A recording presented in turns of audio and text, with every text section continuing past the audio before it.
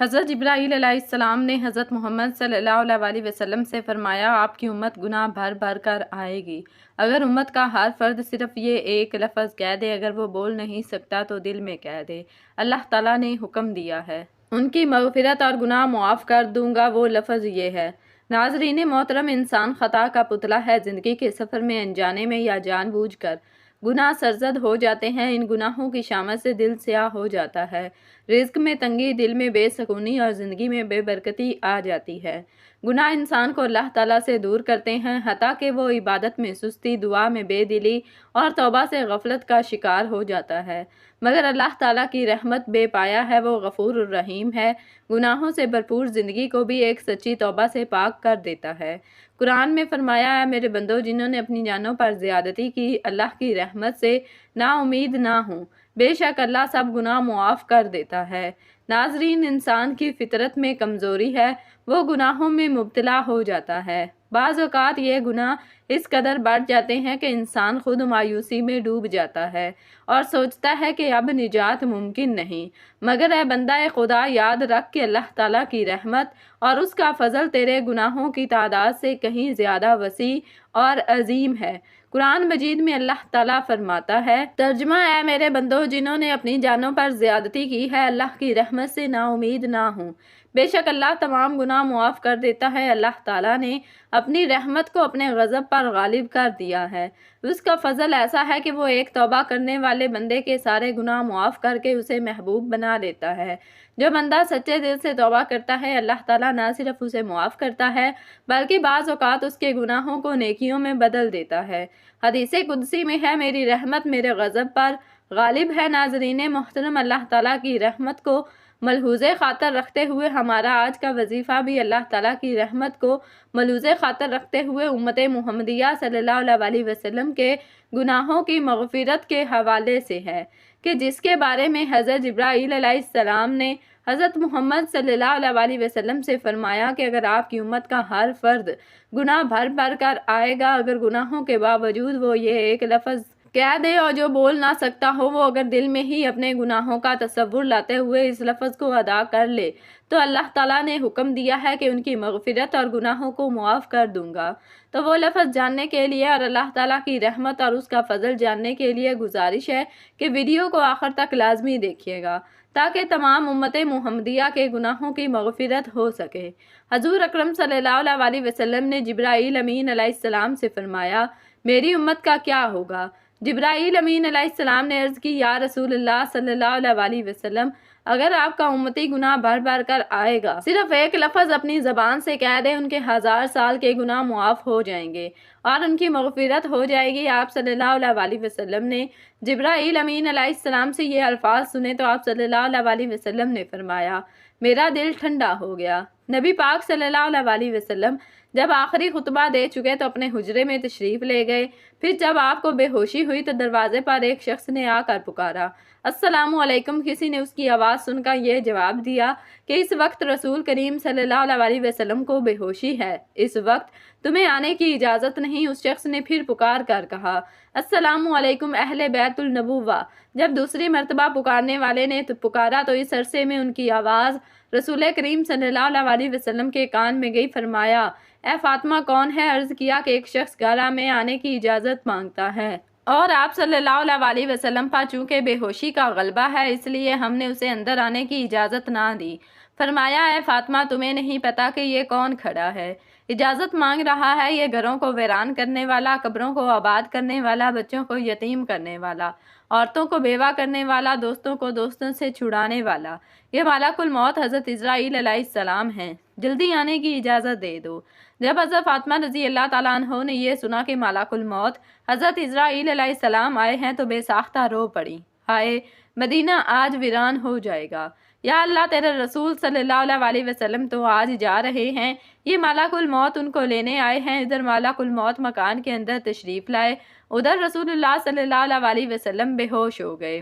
حضرت فاطمہ رضی اللہ تعالیٰ عنہ نے فرمایا رسول اللہ صلی اللہ علیہ وسلم آج آپ کو کیا ہوا؟ پھر بہت روئیں۔ آپ صلی اللہ علیہ وسلم کو ہوش آیا۔ فرمایا کہ اے فاطمہ اتنا نہ رو، کیونکہ آپ کے رونے کے ساتھ آسمان کے فرشتے اور حاملان عرش بھی روتے ہیں۔ رسول خدا صلی اللہ علیہ وسلم نے اپنے ہاتھ سے فاطمہ رضی اللہ تعالیٰ عنہ کے آنسو پونچھے اور فرمایا ان قریب سب سے پہلے اے فاطمہ تو مجھ سے آن ملے گی۔ پھر ملک الموت سے فرمایا اے ملک الموت اس وقت حضرت جبرائیل علیہ السلام کہاں ہیں؟ عرض کیا یا رسول اللہ صلی اللہ علیہ وسلم اس وقت وہ 7ویں آسمان پر ہیں۔ آسمان کے ملائکہ حضرت جبرائیل علیہ السلام کو تعزیت دے رہے ہیں کہ اے جبرائیل علیہ السلام آج تمہاری رسالت ختم، آج تمہارا قرآن پہنچانا بھی تمام ہوا۔ اگر جناب محمد رسول اللہ صلی اللہ علیہ وسلم وفات پا گئے تو جبرائیل علیہ السلام بھی دنیا سے گئے۔ اتنے میں حضرت جبرائیل علیہ السلام آئے اور کہا کہ اللہ تعالیٰ نے آپ صلی اللہ علیہ وسلم کو سلام فرمایا ہے، آپ کا مزاج پوچھا ہے۔ فرمایا کہ اے جبرائیل علیہ السلام اس عالم میں میرے لیے کیا تیار کیا گیا ہے؟ عرض کیا یا رسول اللہ صلی اللہ علیہ وسلم آپ کے آنے کی خوشی میں دوزخ کو ٹھنڈا کر دیا گیا، جنت آراستہ کر دی گئی، آسمان پر فرشتے آپ صلی اللہ علیہ وسلم کے منتظر ہیں، دربان جنت کا دروازہ کھلے آپ کا انتظار کر رہا ہے۔ فرمایا اے جبرائیل علیہ السلام بتاؤ میری امت کے لیے کیا حکم ہے؟ فرمایا کہ جس کے ہونٹوں میں جان رہ جائے گی وہ بھی اگر دل میں توبہ کرے یا توبہ کے لیے ہونٹ ہلائے گا تو میں 1000 برس کے گناہ معاف ہو جائیں گے، اور جس نے توبہ کی اس کو اپنی شفاعت سے بخشوائیں گے، آپ جس کی شفاعت فرمائیں گے وہ بخشا جائے گا، آپ غم نہ کھائیں۔ اتنے میں ایک اور فرشتے نے حاضر خدمت ہونے کے لیے عزم طلب کیا۔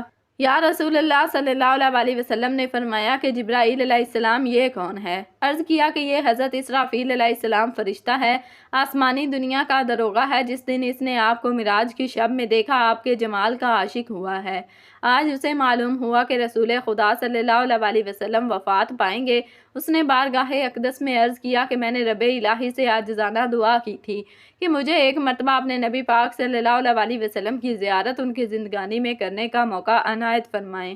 یہ فرشتہ رب العزت سے اجازت لے کر حضور پاک صلی اللہ علیہ وسلم کی زیارت کرنے کے لیے حاضر ہوا۔ پھر حضرت جبرائیل علیہ السلام نے عرض کیا کہ ملک الموت حاضر ہیں۔ رسول خدا صلی اللہ علیہ وسلم نے فرمایا کہ اے ملک الموت تم میری زیارت کرنے آئے ہو یا میری روح قبض کرنے کے لیے آئے ہو؟ ملک الموت حضرت اسرائیل علیہ السلام نے عرض کیا کہ مجھے خدا پاک نے حکم دیا ہے کہ جو کچھ مرضی ہمارے رسول پاک صلی اللہ علیہ وسلم کی ہو ویسے ہی کرنا، اگر جناب کی مرضی پاؤ تو قبض کر لو ورنہ زیارت کر کے چلے آنا۔ اس وقت رسول خدا صلی اللہ علیہ وسلم نے حضرت جبرائیل علیہ السلام کی طرف دیکھا۔ حضرت جبرائیل علیہ السلام نے عرض کیا یا رسول اللہ صلی اللہ علیہ وسلم خداوند کریم نے آپ کو بلایا ہے اور اب آپ کا دنیا میں رہنا پسند نہیں کرتے۔ یا رسول اللہ صلی اللہ علیہ وسلم حور و غلام آپ کی زیارت کے مشتاق ہیں، کیونکہ آج آسمان کو سجا دیا گیا۔ حوروں کو بلا خوف و خطر بننے سنورنے کا حکم ملا ہے کہ اگر آپ آسمان پر تشریف لے جانا چاہیں تو آپ کو ہم لے چلیں، اگر آپ یہی دنیا میں رہنا چاہتے ہیں تو آپ کی مرضی، اور ملائکہ آپ صلی اللہ علیہ وسلم کے منتظر ہیں۔ رسول خدا صلی اللہ علیہ وسلم کو ثابت ہوا کہ اب اللہ کو یہی منظور ہے کہ دار فنا کو چھوڑوں اور دار بقا کو اختیار کروں۔ آپ صلی اللہ علیہ وسلم نے فرمایا کہ اچھا میری ازواج کو سامنے بلاؤ۔ سب بیویاں آپ صلی اللہ علیہ وسلم کی خدمت اقدس میں حاضر ہوئیں۔ آپ نے فرمایا دیکھو تم صبر کرنا اور تقوی اختیار کرنا، اپنے گھروں سے باہر نہ نکلنا۔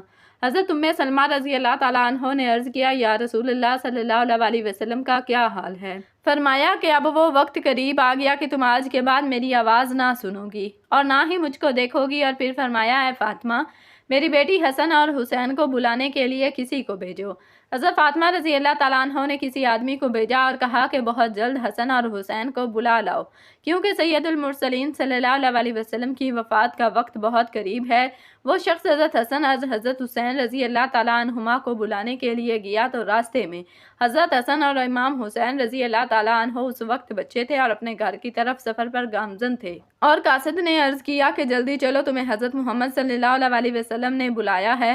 حضرت حسن کو حضرت امام حسین رضی اللہ تعالیٰ عنہما نے دیکھتے ہوئے فرمایا کہ میں نے کہا تھا نا بھائی جان کہ میرا دل آج افسردہ ہے، آج میں نانا جان کی خدمت اقدس میں رہوں۔ میرا دل مانتا تھا کہ آج کچھ ہونے والا ہے، اس لیے ہم پہلے سے ہی گھر کی طرف چل نکلے تھے۔ حضرت حسن اور حضرت حسین رضی اللہ تعالیٰ عنہ نے فرمایا کہ اتنی جلدی کیوں ہے؟ کیا ہمارے نانا جان کا آخری وقت ہے؟ کیا آپ صلی اللہ علیہ وسلم وفات فرمائیں گے؟ دونوں شہزادے گھبرائے ہوئے حاضر ہوئے۔ رسول خدا صلی اللہ علیہ وسلم نے ان کو اپنے پاس بٹھا کر ان کے سروں پر ہاتھ پھیر کر فرمایا کہ میری امت کے ظالم تم پر ظلم کریں گے۔ حضرت فاطمہ رضی اللہ تعالیٰ عنہ نے عرض کیا، حضور صلی اللہ علیہ وسلم اگر ان پر ظلم ہوگا تو یہ آپ صلی اللہ علیہ وسلم کے بعد کس کو کہیں گے؟ رسول خدا صلی اللہ علیہ وسلم نے فرمایا کہ اللہ ہی کافی ہے۔ حضرت حسن اور حسین رضی اللہ تعالیٰ عنہ آپ کی وفات کی باتیں سن کر روئے۔ ان کی آواز سے جو مجمع صحابہ کرام رضوان اللہ تعالیٰ علیہم اجمعین کا حجرہ شریف کے چاروں طرف جمع تھے وہ سب رونے لگے۔ حضرت جبرائیل علیہ السلام نے عرض کی، یا رسول اللہ صلی اللہ علیہ وسلم آپ کے بعد آپ کی امت کا رکھوالا کون ہوگا؟ یہ سن کر آپ صلی اللہ علیہ وسلم اتنا روئے کہ آپ صلی اللہ علیہ وسلم کا چہرہ انور آنسوؤں سے تر ہو گیا۔ حضرت ام سلمہ رضی اللہ تعالیٰ عنہا نے کہا کہ رسول خدا صلی اللہ علیہ وسلم تو ہر صورت میں اچھی جگہ تشریف لے جاتے ہیں، آپ صلی اللہ علیہ وسلم کیوں روتے ہیں؟ فرمایا کہ میں اپنی امت سے جدائی کے صدمے سے روتا ہوں۔ جب صحابہ کرام کے رونے کی آوازیں بلند ہوئیں تو آپ صلی اللہ علیہ وسلم نے فرمایا، اے علی میرے حجرے کا پردہ اٹھاؤ، میں ایک آخری نظر اپنی امت کو دیکھ لوں۔ حضرت علی رضی اللہ تعالیٰ عنہ نے پردہ اٹھایا اور صحابہ کرام کو پاس بلایا۔ جب وہ دیوانوں کی طرح رونے لگے تب آپ نے فرمایا، اے مصیبت زدہ لوگوں صبر کرو، میں جاتا ہوں تمہارے لیے حوض کوثر اور جنت آراستہ کرتا ہوں، تم سب سے پہلے جنت میں جاؤ گے، تم سب سے پہلے کوئی امت نہ جائے گی۔ اے میری امت دین اسلام پر قائم رہنا اور قرآن کو اپنا ایمان، اے اللہ میں نے تیرا پیغام پہنچا دیا۔ یہ فرماتے فرماتے رسول خدا صلی اللہ علیہ وسلم کی آنکھیں بند ہوئیں اور ماتھے پر پسینہ آیا، بے ہوشی طاری ہوئی۔ حضرت علی رضی اللہ تعالیٰ عنہ نے صحابہ کرام کو اشارہ سے رخصت کیا۔ صحابہ کرام باہر چلے گئے۔ حضرت بی بی فاطمہ رضی اللہ تعالیٰ عنہ نے عرض کیا، رسول اللہ صلی اللہ علیہ وسلم میں حشر کے دن آپ کو کہاں ڈھونڈوں گی؟ کہ فرمایا لوح حمد کے نیچے۔ عرض کیا کہ اگر وہاں پر رسول اللہ صلی اللہ علیہ وسلم سے ملاقات نہ ہوئی؟ فرمایا کہ حوض کوثر پر۔ اگر وہاں پر بھی نہ ہوئی تب میزان عدالت کے پاس جہاں امت کے اعمال تولے جائیں گے، یا تو پل صراط پر میں وہاں جہنم کے کنارے پر کھڑا امت کی سلامتی سے گزر جانے کی دعا کرتا رہوں گا۔ جب رسول خدا صلی اللہ علیہ وسلم سب کی وصیت سے فارغ ہوئے فرمایا، اے ملک الموت مجھے اپنے رب کی ملاقات کا شوق ہے، اب تم جس کام کے لیے آئے ہو وہ کام کرو۔ رسول خدا صلی اللہ علیہ وسلم کی روح قبض کرنے کی اجازت مرحمت فرمائی۔ ملک الموت نے روح قبض کرنا شروع کی۔ وہ تکلیف شروع ہوئی تو فرمایا، اے اللہ موت کی بڑی سخت تکلیف ہے، الہی تو ہی موت کی تکلیف آسان کرے گا۔ مٹی کے پیالے میں پانی بھروا کر موت کی گھبراہٹ میں گڑی گڑی پانی میں ہاتھ ڈالتے اور ہاتھ منہ پر پھیرتے اور فرماتے، اے اللہ مجھے اپنے پاس بلا لے۔ فاطمہ رضی اللہ تعالیٰ عنہا نے کہا کہ یا حضرت آج آپ کو بہت تکلیف ہے۔ فرمایا، اے فاطمہ جب میرا انتقال ہو جائے تو کہنا انا للہ و انا الیہ راجعون۔ پھر آپ صلی اللہ علیہ وسلم کو نزا کی تکلیف زیادہ ہوئی تو حضرت جبرائیل علیہ السلام روئے اور اپنا منہ پھیر لیا۔ رسول خدا صلی اللہ علیہ وسلم نے فرمایا، لوگوں دیکھو نماز کی حفاظت کرنا۔ آپ یہ فرمانے لگے، یا رب امتی یا رب امتی، کہتے کہتے جان سینے تک سمٹ آئی۔ نیچے کے جسم کی جان نکل چکی تھی مگر امت گناہ گار کا کلمہ منہ پر جاری تھا۔ حضرت جبرائیل علیہ السلام نے فرمایا کہ اللہ تعالیٰ فرماتا ہے کہ ہم آپ کی امت پر 1000 درجہ آپ سے زیادہ مہربان ہیں۔ اے نبی صلی اللہ علیہ وسلم آپ اپنی امت میرے سپرد کر کے موت کی تکلیف کو آسان کیجیے۔ یہ سن کر فرمایا کہ اب میرا دل ٹھنڈا ہوا، اب گردن مبارک کا مہرہ ایک طرف کو مائل ہوا اور روح مبارک قبض ہوئی۔ تو ناظرین محترم، وقت کی نزاکت کو مد نظر رکھتے ہوئے آپ کو ان الفاظ کے بارے میں بتاتے ہیں کہ جو حضرت جبرائیل علیہ السلام نے حضور صلی اللہ علیہ وسلم سے فرمایا کہ اگر آپ کی امت گناہ بھر بھر کر آئے گی تب بھی یہ الفاظ پڑھ لے گی، یا جو پڑھنا نہیں بھی جانتا وہ دل میں تصور کر لے تب بھی اللہ تعالیٰ اس کے گناہوں کو معاف کر دے گا، اس کی بخشش فرما دے گا، اس کی زندگی بھر کے گناہ معاف کر دے گا، اس کی مغفرت کر دے گا اور اس کے لیے دنیا اور آخرت آسان کر دے گا۔ تو ناظرین محترم، یہ الفاظ آپ چلتے پھرتے کسی بھی وقت پڑھ سکتے ہیں۔ اگر آپ کسی نماز کے بعد بھی پڑھنا چاہیں تو بھی پڑھ سکتے ہیں۔ آپ فجر کی نماز کے بعد پڑھ لیں، ظہر کی نماز کے بعد پڑھ لیں، عصر یا مغرب عشاء کی نماز کے بعد بھی پڑھ سکتے ہیں۔ اس کے علاوہ آپ اپنے دن بھر کی مصروفیات میں جب آپ کو وقت مل جائے، آپ کہیں پر بھی موجود ہیں، دنیا کے کسی بھی کونے سے آپ کا تعلق ہے تو آپ ان الفاظ کو بکثرت پڑھ سکتے ہیں۔ ان الفاظ کو پڑھنے کے لیے سب سے پہلے آپ نے باوضو ہو جانا ہے اور باوضو ہو جانے کے بعد حضور اقدس صلی اللہ علیہ وسلم کی ذات مبارکہ پر درود پاک کا نذرانہ پیش کرنا ہے۔ درود پاک آپ کوئی سا بھی پڑھ سکتے ہیں، آپ صلی اللہ علیہ وسلم بھی پڑھ سکتے ہیں، آپ صلی اللہ علیہ محمد بھی پڑھ سکتے ہیں، لیکن درود ابراہیمی کی فضیلت اور برکت بہت زیادہ ہے، اس لیے ثواب کے طور پر ایک مرتبہ میرے ساتھ بھی درود ابراہیمی پڑھ لیں۔ اللہم صلی علی محمد وعلی آل محمد کما صلیت علی ابراہیم وعلی آل ابراہیم انکا حمید مجید۔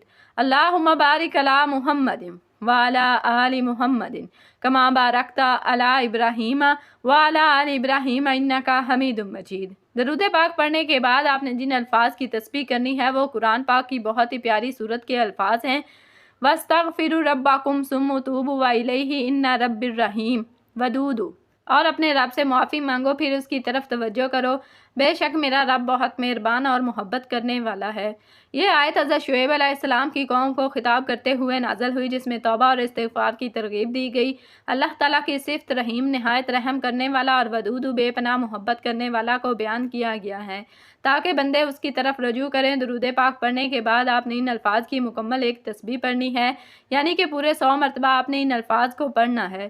ان الفاظ کی ایک تسبیح پڑھنے کے بعد آپ نے لا الہ الا اللہ وحدہ لا شریک لہ کو صرف 41 مرتبہ پڑھنا ہے، کیونکہ حدیث پاک میں رسول اللہ صلی اللہ علیہ وسلم نے فرمایا، جو شخص دن میں 41 مرتبہ یہ کلمہ پڑھے گا اس کے گناہ معاف کر دیے جاتے ہیں، چاہے وہ سمندر کی جھاگ کے برابر ہوں۔ ناظرین محترم، گناہوں کی مغفرت کے لیے قرآن و حدیث میں بہت سے وظائف اور دعائیں وارد ہوئی ہیں جو انتہائی بابرکت اور مجرب ہیں۔ ان میں سے بعض ایسے ہیں جن کے بارے میں نبی کریم صلی اللہ علیہ وسلم نے فرمایا کہ جو شخص یہ پڑھے اللہ تعالیٰ اس کے تمام حتیٰ کے بڑے گناہ بھی معاف فرما دیتا ہے۔ تو آپ نے ان الفاظ کو پڑھنے کے بعد آخر میں درود پاک پڑھ کر اللہ تعالیٰ سے اپنے گناہوں کی سچی توبہ کرنی ہے، توبہ نصوحہ یعنی سچی توبہ کے جس کے بعد گناہ نہ کرنے کا عزم کرنا ہے، اور خلوص دل سے پچھلے تمام گناہوں پر شرمندگی اور ندامت کا اظہار کرتے ہوئے رو رو کر گر گڑا کر دعا کرنی ہے، کیونکہ اللہ کا فضل اور اس کی رحمت ہر چیز پر حاوی ہے۔ بس دل سے پکار کر آنکھوں میں آنسو بہا کر سچی توبہ کر کے دیکھیں کہ کس طرح رب کریم اپنی رحمت کے سائے میں لے لیتا ہے۔ بصیرت زے کے دل سے نظام زبان پر استغفار اور نیت یہ ہو کہ آئندہ گناہوں سے بچا جائے گا، تو پھر اللہ تعالیٰ ایسے بندے کو نہ صرف معاف کرتا ہے بلکہ اس کے گناہوں کو نیکیوں میں بدل دیتا ہے۔ پس اللہ کی رحمت سے ہمیشہ امید رکھو اور توبہ کرتے رہو۔ جو انسان خلوص سے دل کے ساتھ یقین کامل کے ساتھ اللہ تعالیٰ کی ذات پر بھروسہ کرتے ہوئے ان الفاظ کو پڑھتا ہے اور دل سے اللہ تعالیٰ کی طرف رجوع کرتا ہے، توبہ استغفار کرتا ہے، اللہ تعالیٰ اس کی توبہ کو ضرور قبول فرماتا ہے اور اس کے گناہوں کو معاف فرماتا ہے۔ دعا ہے کہ اللہ تعالیٰ ہمارے بھی صغیرہ کبیرہ گناہوں کو معاف فرمائے، ہمیں پیارے آقا حضرت محمد مصطفیٰ صلی اللہ علیہ وسلم کے احکامات پر چلنے کی توفیق عطا فرمائے، نیکی کی بات کو سننے سمجھنے اور اس پر عمل کرنے کی طاقت اور توفیق مرحمت فرمائے اور ہماری توبہ قبول فرمائے، ہماری دنیا اور آخرت سنوار دے۔ میرا سنانا اور آپ کا سننا اپنی پاک بارگاہ الہی میں قبول و منظور فرمائے، آمین۔ ناظرین، گزارش ہے کہ اللہ تعالیٰ کے 99 ناموں میں سے کوئی ایک نام لکھ کر کمنٹس میں ضرور شیئر کریں۔